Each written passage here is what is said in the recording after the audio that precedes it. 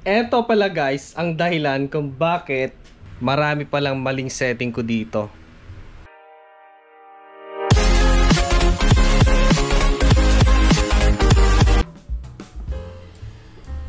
Ganda ng panahon ngayon. So, magandang araw sa inyo mga boss. And today's video, ba't tayo nagsisimula doon? Wala lang, gusto ko lang ipakita ng ganda ng panahon ngayon. So, today's video mga boss ay eto. Eto pala ang kagandahan ng malaki ang battery. So, si Juan Dilasag kasi ay nagsimula sa 5 kilowatts na DE battery na lithium iron phosphate. So, marami ako naging troubles dito. Marami. So, ikukwento natin isa-isa. Yung error ko noon, tapos yung setting dito guys, may mali pala akong setting noon, kaya medyo talagang may problema. Tapos yung kagandahan na malaki yung battery natin. So, eto yung sinasabi nila sa akin, masyado na daw malaki yung ating battery compare sa ginagamit kong inverter. Eto kasi guys, yung inverter natin is 48 volt at 3.6 kilowatt. Then yung battery natin ay 51.2, pares lang naman sila. Supported pa naman yung battery niya kasi yung threshold is nasa 48 volt. Pero yung battery natin ay nasa 314 AH. Malaki na, equivalent of 16 kilowatt. Ayan, so meron siyang kapatid na dalawa. Yung may display dito para makita yung SOC, then lahat, pati yung mga trouble niya siguro. Then yung may ano dito, may logo dito, tapos yun na yung kanyang display. So ito ay SEF16L, pinadala ni Deye para subukan natin. So parang hindi siya bagay kasi napakalaki ng storage natin. Pero yung ating inverter ay maliit. Yan, 3.6 lang siya. Parang si Juan Dilasag na maliit yung ulo pero malaking bodega, malaking katawan. And eventually maliit yung ating array, yung ating solar panel. Kasi nga nasa 1,000, pinakamataas na na-receive ko lang sa kanya 1,700. So mababa. Ayan, kung i-charge niya to approximately siguro nasa 3 days na may kasamang paggamit pa namin. Hindi niya kaya sa isang araw lang. Yung kalahati hindi niya kayang ibalik. Ayan, ang nagagamit ko lang sa kanya is 80%. Kung medyo matakaw-takaw, siguro ang may iwan sa kanya is 75%. Medyo hirap yan. Gaya ngayon, at least kahit paano napuno niya. Check natin. So, ano sa tingin nyo guys, hindi siya bagay? Kasi nga, yung gamit ko noon ay si 5 kilowatt na day, 48 volt. So, hindi ko na siya nilagay. Yung wire niya dito, inunat ko na lang dito. Ayan. So, bakante siya. Kung sakasakali, ano sa tingin nyo guys? Pwede kayo parallel dito? Hindi kumbaga parehas yung capacity, malamang siguro hindi pwede. Ano sa tingin nyo? Pwede kaya? Nagtatanong na ako dito kasi hindi ko alam. Yan ang totoo. So, para sa akin, eto, mamay setting okay pa naman siya kasi nga, hindi naman kalakihan yung aming konsumo dito. Siguro kung mag-upgrade ako, kung sakaling tataas yung consumption namin, so, siguro may dalawang aircon, mayayamanin na si Juan Dilasag kung ganon. May aircon ka pero walang kisame, ano? Ayan, siguro mag-upgrade ako. Ayan, tapos maraming magagamit, maraming naka-plug in. So, siguro mag-upgrade. Pero as of now, pinaka-max lang naman na daily use namin, kumbaga yung consumption is nasa 500 to 600. So wala pa yung kanyang, hindi pa natin nakalahati yung kanyang 3,600 watts. So hindi pa. So para sa akin, okay na okay pa lang siya. Pero kung dito sa 5 kilowatts, sa magdamag yun guys, sa magdamag lang. Pero dito sa 5 kilowatt, yung magdamag, hindi ko pwedeng gamitin yung ganun kataas kasi nga, hindi abutin hanggang umaga. Kukulangin yan. Ayan, at least dito, kayang-kaya niya. Hindi pa ubusin, hindi pa kakalahati. Yan. Dito kasi sa 5 kilowatt, dapat maintain mo lang yung, yung 300 watts. Ayan, mag-i-start kasi ang dito, yung hindi na productive yung solar. Siguro mga alas 5. Yan, ngayon mas maaga na. Maswerte tayo ngayon kasi nga, alas 2. Yes, 2 to 3. Check natin yan. 2:05. Medyo alanganin na. Tagilid na. Tapos may nyug pa doon. Shading. Tapos sa umaga, kakarga lang yan alas 9 kasi may mangga na naman at nyug. Mahalaga yun sa amin dito. Ayan, di natin pwede galawin yan. So, yun. Magsisimula tayo yun pabalik hanggang umaga. So, yun yung dapat i-cover or i-provide ng battery natin. Paano kung makulimlim sa umaga? Ayan. So kulang na kulang yung 5 kilowatt. Ayan. Dito ay sobra-sobra. So, ang kagandahan na malaki yung battery, eto. Dito kasi noon sa 5 kilowatt, i-charge lang ng aking panel ng hanggang siguro dati-dati pag summer, pag mataas yung nasa sentro pala yung araw, i-charge niya hanggang alas 8 hanggang alas 11. Puno na yan. Pero may natitira pa sa kanya kasi yung pinsan matipid kami. May natitira sa kanya siguro 30%. Pagdating na alas 11, puno na yan. Yung energy na napoprovide niya, yun lang naman ang ginagamit namin. Kung minsan nasa 300, 400, 500 watts yung pang daytime. So yun lang sinusupply niya, puno na yung battery. So wala na, hindi ko na alam kung saan ko gagamitin yon, itatapon.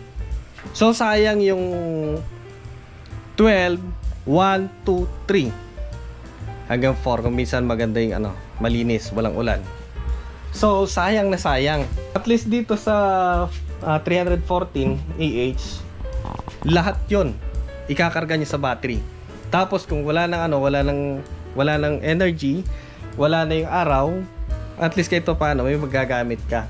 So lahat ng harvest ng solar mo, may store mo lahat sa battery. Pero dito sa 5 kilowatt, pag puno na siya, yung harvest ng solar mo, ayaw man at sa gusto, itatapon mo na yon. Sa bagay, libre naman, pero sayang. At least dito sa malaki, lahat may ginagamit ka man, at least yung sobra hindi na itatapon, na store dito. So para sa akin, mas maganda talaga malaki yung battery. Ang tanong naman, paano kung maliit yung solar panel kagaya kung maliit? At kung sakali, ano mas maganda, malaki yung solar panel or mas kukunti siya or mas malaki yung battery? So sa akin kasi dito, wala akong magagawa eh. Yan pa lang yung meron sa akin. Dito kasi sa akin, okay na yan. Okay na yan. Yun nga lang kasi, ang downside niyan, yung ganyan ka konti na solar panel, kaliliit. Ang downside niya is, pag ganitong panahon ng mabilis ng kumulimlim, maulan na sa tanghali, at ang talagang usable sunlight mo lang talaga is nasa alas 9 to alas 12, alauna, alas 2, maulan na yan. So, hindi niya ma-charge lang ng mabilis. Compare kung marami kang solar panel. Ayan. Yun nga lang kasi kung marami ka namang solar panel, yun ang maganda. Wala namang downside yun eh. Walang downside pag ganon. Kasi nga, pag saglit lang yung araw, kahit paano malakas yung naikakarga niya, mabilis siyang kumarga. Yun lang kasi. Ang lang kasi sa bagay, di mo na binabayaran. Yun lang kasi pag summer, marami kumbaga na naitatapon mo. Tapon na yun kasi hindi mo nagamit eh. Na-harvest niya pero hindi mo ginamit. Pwede kung may net meter ka kasi pwede kang magbenta sa grid. Pero dito sa amin, consider as at tapon kasi nga hindi mo nagamit. Sa battery mo, hindi mo na may store kasi nga puno na. Pero sa akin is okay na okay pa lang yan kasi nga saktong-sakto lang. Yan. Mababa yung consumption namin.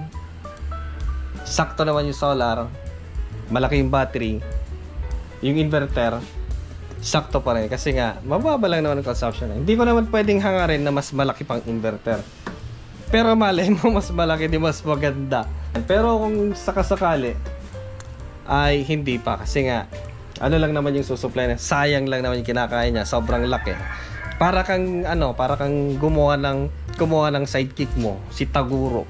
Ay di siyempre malakas kumain yan. Malakas trumabaho, malakas din kumain, parang ganon. Okay, so para sa akin, it's okay. So, sa setting lang pala ako nagka-problema noon dito, paired dito sa battery na to noon. Sa setting lang pala. Yung setting na kumbaga ay, ang gusto kong priority niya is solar at battery.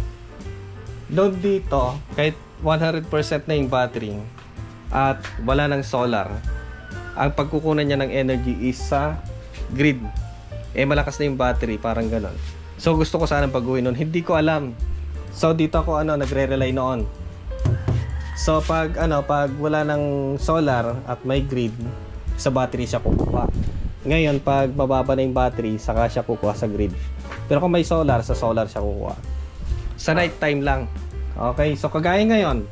So dito ko nakita yung smooth na operation. Dito. Silang dalawa. Ang smooth ng kanilang pair, kumbaga. Ugnayan. Paano ba? Yan.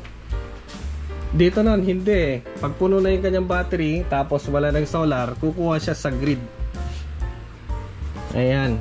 Pero kung may solar, kukuha siya sa solar obligado. Pero pag biglang kumulimlim, kukuha siya sa grid. So makikita mo dito may kulay dito. Noon.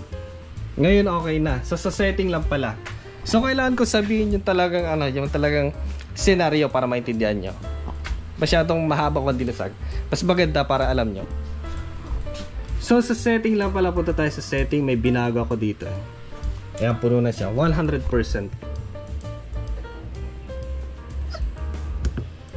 Okay, so dito lang pala sa setting. Battery ba yun? Hindi. Yan, hindi. Binalik ko na yung dating default niya. So nung nilagay ko to, nireset ko siya para maging smooth ulit. Okay? Dito. Ayan. So work mode. Then pababa tayo. Load first, then grid peak shaving setting ko. So dito sa battery, dito nun chinek ko lahat yan kasi nag-charge ako sa grid. Hindi ko makuha yung tamang setting. Dito pala na. Dito pala ay nilagay ko siya sa 100% battery, 100%. So ibig sabihin, kahit 100% yung battery mo, ang kukunan niya ng energy pag may grid, doon siya sa grid kukuha sa kanyang output. Pupunta sa output niya, sa backup. Mali pala ako doon. Sabagay, bababa yung battery, bago kulangin. So okay lang naman yung gano'n. Pero pag malaki yung battery mo, hindi pwede kasi nga sayang. Sayang na ikakarga mo. Tapos ang kinukonsume mo pa rin is grid. So kaya binaba ko hanggang 70%. Pwede mo i-set hanggang 50%. Big sabihin, saka lang kukuha ng energy sa grid papunta sa kanyang backup sa output. Yan. 70%. Pag 70% na titira sa battery, saka lang siya kukuha sa grid para support niya. Tapos kung nag-brown out, wala lang grid, saka niya i-consume yung natitira na 70%. Obligado na yun. Yan. Ganun pala siya. So ngayon ay smooth na yung kanila operation. Ayan, kahit may grid, ang pinagkukunan pa rin is battery. Pero madalang ko mapaabot yan ng 70. Madalang. Hindi ko pa naranasan. Kaya hindi pa natin masasabi madalang. Hindi ko pa naranasan yan. Ang inaabot ko lang dito ay 79. Ayan. 79% or 80%. So, yun ang update natin kay Day. Yan. Sana kahit paano nakatulong yung aking walang kwentang karanasan. Kasi alam ko yung mga iba dito, expert pagdating sa setting. Yung para sa mga hindi lang nakakaalam. Okay, maraming salamat. See you next time. Bye-bye.